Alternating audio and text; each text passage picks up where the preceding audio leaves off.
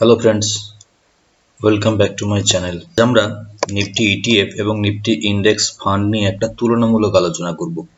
প্রথমে বলে রাখি, এখানে কিন্তু আমরা ইটিএফ বা মিউচুয়াল ফান্ড নিয়ে ডিটেলসে আলোচনা করব না, যে ইটিএফ আর মিউচুয়াল ফান্ডের মধ্যে কি ডিফারেন্স, কি সিমিলারিটিস রয়েছে, ওটা আমরা ডিটেলসে আলোচনা করব না। আমরা মূলত আজকে শুধুমাত্র নিফটি ইন্ডেক্সের উপর ভিত্তি করে যে ইটিএফগুলো, তাদের সাথে নিফটি ইন্ডেক্স ফান্ড অর্থাৎ নিফটির উপর যে মিউচুয়াল ফান্ডগুলো রয়েছে সেইটার উপর একটা তুলনামূলক আলোচনা করব। এবং তাতে আমরা দেখব যে কিভাবে কোন ধরনের ইনভেস্টমেন্টটা কাদের জন্য সুইটেবল এবং কোন ধরনের ইনভেস্টমেন্টটা তুলনামূলক ভালো। ভিডিওটা শেষ পর্যন্ত অবশ্যই দেখুন, আশা করি অনেক কিছু আপনারা জানতে পারবেন। তো প্রথমেই ইটিএফ সম্বন্ধে একটা সংক্ষেপে ধারণা নিয়ে নেওয়া যাক। ইটিএফ কথার অর্থ হচ্ছে এক্সচেঞ্জ ট্রেডেড ফান্ড, অর্থাৎ যে ফান্ডটা এক্সচেঞ্জে ট্রেড হয়। Exchange means NAC, BSc. এখানে কি হয়, মূলত এখানে একটা আন্ডারলাইং অ্যাসেটের উপর ভিত্তি করে এই ইটিএফটার প্রাইস নির্ধারিত হয় এবং এটা নর্মাল স্টকের মতন স্টক এক্সচেঞ্জে বাই সেল অর্থাৎ ট্রেড হতে থাকে। এইটা হচ্ছে মূল জিনিস।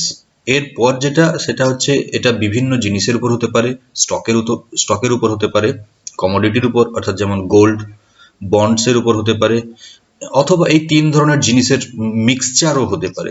এই মূলত হচ্ছে ইটিএফ। এক কথায় বলতে গেলে ইটিএফ এর মধ্যে কিছুটা স্টকের মতন বৈশিষ্ট্য আর কিছুটা মিউচুয়াল ফান্ডের মতন বৈশিষ্ট্য রয়েছে। যেমন মিউচুয়াল ফান্ডের মূল উদ্দেশ্যটা কি? ডাইভার্সিফিকেশন, অর্থাৎ আপনি একটা স্টকে ইনভেস্টমেন্ট না করে একাধিক স্টকে একসঙ্গে ইনভেস্টমেন্ট করার জন্য মিউচুয়াল ফান্ড, যেগুলো ইকুইটির উপর ভিত্তি করে হয়, সেটার ক্ষেত্রে বলছি। তো ইকুইটি মিউচুয়াল ফান্ডের ক্ষেত্রে কি হয়, নর্মালি একাধিক স্টকের উপর কিন্তু একটা মিউচুয়াল ফান্ড আপনি একটা ইউনিট কিনলেন, কিন্তু সেটা ডাইভার্সিফিকেশন হয়ে গেল, তার যতগুলো কোম্পানির উপর সেই মিউচুয়াল ফান্ডটা ইনভেস্টমেন্ট করছে প্রত্যেকটার উপর আপনার কিন্তু ডাইভার্সিফিকেশন হয়ে গেল। ইটিএফ এর ক্ষেত্রেও সেরকম হয়, অর্থাৎ আপনি একটা ইটিএফ একটা ইউনিট পারচেস করলেন, মানে ধরুন আপনি যদি নিফটি ইন্ডেক্সের ইটিএফটা পারচেস করেন, তার মানে নিফটি 50-র যে 50টা স্টক আপনি কিন্তু তাদের ওপর ইনভেস্টমেন্ট করছেন একসাথেই। এটা হচ্ছে ইটিএফ। কিভাবে কাজ করে ইটিএফটা একটু সংক্ষেপে দেখে নিন। মূলত একটা প্রথমে ফান্ড হাউস থাকে, যে ফান্ড হাউস তার আন্ডারলাইং অ্যাসেট অর্থাৎ যেটার উপরে ওরা ইটিএফটা আনতে চলেছে সেই অ্যাসেটটাকে পারচেস করে। সাপোজ আমরা যদি এখন বলি যে নিফটি বিজের কথা, নিফটি বিজটা হচ্ছে রিলায়েন্স নিপনের। তো তারা কি করে, নিফটি 50-র যে 50টা স্টক আছে সেই 50টা স্টককে প্রপোর্শনালি বাই করে। এবার তার ওপর একটা তাদের বিশেষ ক্যালকুলেশন রয়েছে, সেটা নিয়ে ডিটেলসে আর আমি যাব না। যদি আপনারা চান ইটিএফ এর ওপর ডিটেলসে একটা ভিডিও, তাহলে কমেন্টে অবশ্যই জানাবেন। আমি চেষ্টা করব ইটিএফ এর ওপর একটা ডিটেলস ভিডিও আপনাদের সামনে নিয়ে আসার জন্য। তো যাই হোক, মূলত কি করে ফান্ড হাউস, ওই অ্যাসেটটা পারচেস করে। যদি নিফটি ইটিএফ হয় তাহলে নিফটি 50-র যে 50টা স্টক আছে তারা সেই প্রপোর্শনালি বাই করে এবং তারপর সেটার উপর একটা বিশেষ ক্যালকুলেশন, তাদের যেটা এক্সপেন্স রেশিও সেটা যোগ করে, তারপর ওটাকে ইউনিটে ভাগ করে, আর সেই ইউনিটটাকে ইটিএফ এর ইউনিট হিসেবে তারা মার্কেটে এনএফও নিয়ে আসে। এবার পার্সন 1 বাই করে, পার্সন 2 বাই করে, পার্সন 3 বাই করে, যে যার মতন ইউনিট বাই করে এবং এরা এরপর কি হয়, নিজেদের মধ্যে এক্সচেঞ্জে ট্রেড করতে থাকে। লিকুইডিটি এখানে একটা বিরাট বড় ফ্যাক্টর, অর্থাৎ যেখানে লিকুইডিটি ইটিএফ এ কম, আমাদের ইন্ডিয়ার মার্কেটে এখনো ইটিএফটা অতটা পপুলার হয়নি যেমনটা ইউএস মার্কেটে রয়েছে। এখানে ইটিএফ যথেষ্ট পপুলার, আগের থেকে অনেক পপুলারিটি বেড়েছে, কিন্তু এখনো সেই পরিমাণ পপুলারিটিটা নেই। তার কারণ হচ্ছে কি, মূলত আমাদের এটা একটা গ্রোয়িং মার্কেট। এখানে কিন্তু আপনি ইন্ডিভিজুয়াল স্টক বেস যদি ইনভেস্টমেন্ট করেন তাতে অনেক বেশি রিটার্ন আছে তুলনামূলক ইন্ডেক্সের রিটার্নের থেকে। ইন্ডেক্সের যে রিটার্ন তার থেকে আপনি স্টক স্পেসিফিক রিটার্ন দেখলে কিন্তু অনেক বেশি রিটার্ন থাকে। সেই জন্য এখানে ইটিএফটা অত বেশি পপুলার হয়নি, কিন্তু ভবিষ্যতে এটা আরো বেশি পপুলারিটি পেতে চলে। তো এরপর এই পার্সন 1, পার্সন 2, পার্সন 3 এরা নিজেদের মধ্যে এক্সচেঞ্জে ট্রেড করতে থাকে। এদের মধ্যে যে ভলিউম সেটার উপর ডিপেন্ড করে প্রাইস, প্লাস যে আন্ডারলাইং অ্যাসেটটা আছে সেই অ্যাসেটের প্রাইসের উপর কিন্তু এই প্রাইসটা বাড়তে কমতে থাকে। এই মোটামুটি ইটিএফ এর জিনিস। এবার আমরা দেখব ইন্ডেক্স ফান্ড। ইন্ডেক্স ফান্ড কাকে বলে? একটা ইন্ডেক্স ফান্ড হচ্ছে মিউচুয়াল ফান্ড। এটা কি করে, সেই নির্দিষ্ট পরিমাণ স্টক পারচেস করে, যে নির্দিষ্ট পরিমাণ স্টক একটা মার্কেট ইন্ডেক্সে রয়েছে। সাপোজ নিফটি 50-র মধ্যে 50টা স্টক রয়েছে, তার একটা প্রপোর্শন রয়েছে। সেই প্রপোর্শনটা একটু পরে দেখাচ্ছি যে কোনটায় কত পার্সেন্টেজ কার ওয়েটেজ রয়েছে। তো সেই প্রপোর্শনালি ইন্ডেক্স ফান্ড কি করে ওখানে ইনভেস্ট করে। অ্যাকচুয়ালি এটা একটা প্যাসিভ ফান্ড, প্যাসিভলি এটা ম্যানেজ করা হয়, এটাতে ডাইরেক্ট বা অ্যাক্টিভলি ফান্ড ম্যানেজারের দ্বারা ম্যানেজ করা হয় না, যার জন্য এর এক্সপেন্স রেশিও তুলনামূলক কম হয়। এই মোটামুটি ইন্ডেক্স ফান্ডের ব্যাপার। অর্থাৎ ইন্ডেক্স ফান্ড কিন্তু ফান্ড যে ম্যানেজার রয়েছে সে তার ইচ্ছে মতন স্টক এখানে চুজ করতে পারে না। এটা একটা ভালো পয়েন্ট কিন্তু, কারণ অনেক সময় ফান্ড ম্যানেজার হয়তো ব্লু চিপ, কিন্তু ফান্ড ম্যানেজারের যেটা ব্লু চিপ মনে হচ্ছে সেটা ব্লু চিপ তার মতন ব্লু চিপ, সেখানে রিটার্ন তার মতন হতে পারে নাও হতে পারে। অধিকাংশ ক্ষেত্রে কি হয়, ফান্ড ম্যানেজারের অ্যানালাইসিসের উপর ভিত্তি করেই ওখানে ইনভেস্টমেন্ট করা হয় এবং সেটা নর্মালি ভালোই হয়। কিন্তু এখানে ফান্ড ম্যানেজারের কোনো নিজস্ব মতামত নেই, ইন্ডেক্সে যা স্টক রয়েছে যেরকম প্রপোর্শনে রয়েছে সেই রকম ভাবেই ওকে ইনভেস্টমেন্ট করতে হয় এবং ইন্ডেক্সের রিটার্নের সঙ্গে এটা সিমিলারিটি থাকে। এই মোটামুটি ইন্ডেক্স ফান্ড। এবারে ইন্ডেক্স ফান্ড আর অ্যাক্টিভলি ম্যানেজ ফান্ডের মধ্যে কিছু ডিফারেন্স রয়েছে। কিরকম? প্রথমত হচ্ছে গোল। ইন্ডেক্স ফান্ডের গোল কি না, তারা ওই ইন্ডেক্সটাকে বা বেঞ্চমার্কটাকে কি করে না ওইটাকেই ফলো করে। আর অ্যাক্টিভলি ম্যানেজ ফান্ড কি করতে চায়, সবসময় চেষ্টা করে যে এটাকে আউট পারফর্ম করতে, অর্থাৎ ইন্ডেক্সের থেকে বেশি রিটার্ন জেনারেট করার জন্য কিন্তু অ্যাক্টিভলি ম্যানেজ ফান্ড যে অ্যাক্টিভলি ম্যানেজ ফান্ডগুলো বেঞ্চমার্কের থেকে কম রিটার্ন দেয় সেগুলোতে আস্তে আস্তে লোকে ইনভেস্টমেন্ট কমিয়ে দেয়, কারণ তাতে তাদের তো লাভ বিশেষ নেই। রিস্ক তুলনামূলক ইন্ডেক্স ফান্ডে কম, কিন্তু অ্যাক্টিভলি ম্যানেজ ফান্ডের তুলনামূলক রিস্ক বেশি, কারণ ইন্ডেক্সের রিটার্ন সচরাচর খুব একটা এদিক ওদিক হয় না, কিন্তু অ্যাক্টিভলি ম্যানেজ ফান্ড যেরকম হাই রিটার্ন দেয় সেরকম হাই রিস্কিও হয়।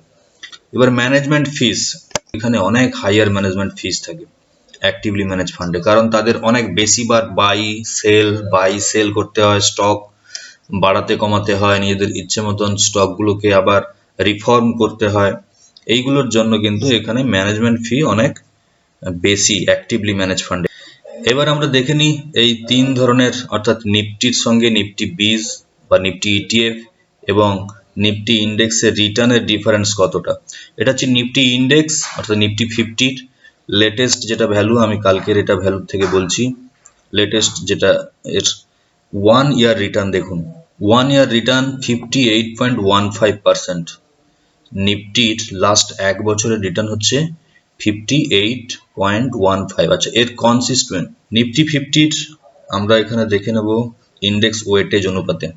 ইন্ডেক্স ওয়েটেজ অনুপাতে রিলায়েন্সের ওয়েটেজ রয়েছে প্রায় 10.75 অর্থাৎ 10.74, এইচডিএফসির রয়েছে 9.25, এইচডিএফসি ব্যাংকের, ইনফোসিসের রয়েছে 7.95, শুধু এইচডিএফসির যেটা সেটা রয়েছে 6.62, এরপর রয়েছে ICICI bank 6.43%, Kotak Mahindra bank রয়েছে 3.81%, হিন্দুস্তান ইউনিলিভার রয়েছে 3.20%। অর্থাৎ এই যে প্রপোর্শন, এই যে পার্সেন্টেজ, যখন নিফটি ইন্ডেক্স ফান্ড বলুন বা নিফটি ইটিএফ বলুন, তাতে কিন্তু এই পার্সেন্টেজ অনুপাতেই কিন্তু ওখানে পারচেস করা হয়, এই পার্সেন্টেজ অনুপাতে ওখানে ইনভেস্টমেন্ট করা হয়, এটাই হচ্ছে। আর এবার আমরা দেখব ইটিএফ গুলো, নিফটি ইন্ডেক্সের উপরে যে ইটিএফ গুলো। প্রথমেই রয়েছে নিফটি বিজ অর্থাৎ নিপন ইন্ডিয়া নিফটি 50 বিজ ইটিএফ। লিকুইডিটিটা খুব গুরুত্বপূর্ণ। লিকুইডিটি যেগুলো লো, অর্থাৎ আপনি যদি বাই করেন তারপর ওটা যদি সেল না করতে পারেন বা ওখানে গ্যাপ থাকে অনেক বেশি, মানে একটা আস্ক কোয়ান্টিটি আর বিড কোয়ান্টিটির মধ্যে প্রাইসের গ্যাপ একটা বিরাট থাকে, এটা কিন্তু একটা দেখবেন যে কোনো ইটিএফ এ ইনভেস্টমেন্ট করার সময় লিকুইডিটিটা কিন্তু আপনি ভালো করে লক্ষ্য করবেন। লিকুইডিটি হাই বা মডারেট বা মিডিয়াম না হলে লো লিকুইডিটির কোনো ইটিএফই কিন্তু পারচেস করা ভালো নয়। আচ্ছা, এদেরও একটা এক্সপেন্স রেশিও রয়েছে, দেখুন 0.05% হচ্ছে এক্সপেন্স রেশিও। আর ট্র্যাকিং এরর, অর্থাৎ এটা তো নিফটির সঙ্গে নিফটিকে ট্র্যাক করে, এবারে তার ট্র্যাকিং এরর কত না 0.03%। নর্মালি নিফটির সঙ্গে এর ডিফারেন্স এরকম একটা থাকতে পারে। তো এটা আমরা দেখে নেবো। তাহলে আমরা ওভারভিউতে কি দেখলাম, নিফটি ইন্ডেক্সের এক বছরের রিটার্ন কত না 58.15%। এবার নিফটি বিজ অর্থাৎ নিফটি ইটিএফ যেটা, তার এক বছরের রিটার্ন কত না 59.77%, 59.77%, সরি, এতে একটা ট্র্যাকিং এরর রয়েছে। এরপর আমরা দেখব নিফটি ইন্ডেক্স ফান্ড, এটা হচ্ছে ইউটিআই নিফটি ইন্ডেক্স ফান্ড, এটার এক বছরের রিটার্ন, এর এক বছর রিটার্ন 60.69%। এটা যদিও আপডেটেড হয়নি ন্যাপটা এখনো, কালকের উপর ভিত্তি করে, কালকের ডাটার উপর ভিত্তি করে এখনো হয়নি। তো নিয়ার অ্যাবাউট সেম, আমি যেটা বলতে যাচ্ছিলাম সেটা হচ্ছে নিয়ার অ্যাবাউট সেম। তিনটেই নিফটির অনুসারে কিন্তু চলে। নিফটি ইন্ডেক্স ফান্ডও নিফটির অনুসারে চলে, নিফটি রিটার্নের উপর ভিত্তি করে, আর নিফটি বিজও তাই। বাকি তাহলে এর মধ্যে কোনটা আমরা ইনভেস্টমেন্ট করব, মানে কোনটাকে আমরা গুরুত্ব দেব? সেক্ষেত্রে প্রথমেই বলে রাখি, যারা মার্কেটে প্যাসিভ ইনভেস্টমেন্ট করেন, অর্থাৎ যারা মার্কেটকে রেগুলার ট্র্যাক করেন না বা শর্ট টার্মের জন্য ইনভেস্টমেন্ট না করে লং টার্মের জন্য ইনভেস্টমেন্ট করেন, তারা সবসময় ইন্ডেক্স ফান্ডের দিকে যাওয়া কথা ভাবতে পারেন। তার কারণ হচ্ছে আপনি এটা লং টার্মে ইনভেস্টমেন্ট করছেন এবং আপনাকে রেগুলারলি ফলো করতে হয় না।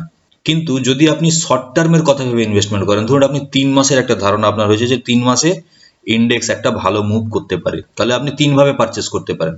নিফটি তো সরাসরি ওইরকম ভাবে পারচেস করা যায় না। নিফটি পারচেস করতে হয় আপনাকে আইদার ফিউচার অপশনে গিয়ে পারচেস করতে পারবেন আপনি, সেটা যথেষ্ট রিস্কি এবং তার জন্য একটা বড় অ্যামাউন্ট দরকার পড়ে। এছাড়া আপনি কি করতে পারেন, নিফটি বিজ পারচেস করতে পারেন বা নিফটি ইন্ডেক্স ফান্ড পারচেস করতে পারেন। ইন্ডেক্স ফান্ডের ক্ষেত্রে কিন্তু আপনার সবসময় একটা এক্সিট লোড থাকবে, যেটা ইকুইটি ফান্ডের ক্ষেত্রে নর্মালি হয়। এখানে কোনো এক্সিট লোড থাকবে না নিফটি বিজের ক্ষেত্রে। অতএব শর্ট টার্মের কথা ভেবে যদি কেউ ইনভেস্টমেন্ট করেন নিফটির ওপর, তাহলে সবসময় বেস্ট হচ্ছে Nifty BeES in the sense Nifty ETF. নিফটির ওপর শুধু নিফটি বিজ তো নয়, আরো অনেক রয়েছে, সেগুলো আমি দেখালাম, আরেকবার দেখে নিন। এসবিআই নিফটি 50 ইটিএফ রয়েছে, আইসিআইসিআই প্রুডেন্সিয়াল নিফটি 50 ইটিএফ রয়েছে, কোটাক নিফটি 50 ইটিএফ রয়েছে, মিরা অ্যাসেট নিফটি 50 ইটিএফ রয়েছে, এরকম আরো অনেক ইটিএফ রয়েছে যারা নিফটি 50টাকে ট্র্যাক করে, অর্থাৎ নিফটি 50-র উপর যেটার কিন্তু ফলো করে। তো সেই ক্ষেত্রে যদি আপনার শর্ট টার্ম ভিউ থাকে, আপনি যদি অ্যাক্টিভ মার্কেটে, স্টক মার্কেটে যদি আপনি অ্যাক্টিভলি ইনভেস্টমেন্ট করেন, তাহলে আপনার জন্য বেটার হচ্ছে ইটিএফ এ ইনভেস্টমেন্ট করা। কিন্তু যদি আপনার লং টার্ম ভিউ থাকে এবং আপনি তুলনামূলকভাবে প্যাসিভ ইনভেস্টমেন্ট করেন, অর্থাৎ একবার ইনভেস্টমেন্ট করে দিলেন বা একটা এসআইপি চালু করে দিলেন, এরপর আপনি আপনার কাজে ব্যস্ত হয়ে গেলেন, সেটা যদি হয় তাহলে সেক্ষেত্রে নিফটি ইন্ডেক্স ফান্ডে কিন্তু ইনভেস্টমেন্ট করা ভালো। তো যাই হোক, আজ এ পর্যন্তই। ভিডিওটি ভালো লাগলে লাইক, শেয়ার এবং সাবস্ক্রাইব করতে একদম ভুলবেন না। আর যদি ইটিএফ এর উপর, স্পেশালি ইটিএফ এর উপর যদি একটা ডিটেলস ভিডিও চান, তাহলে কমেন্টে অবশ্যই জানাবেন। ধন্যবাদ।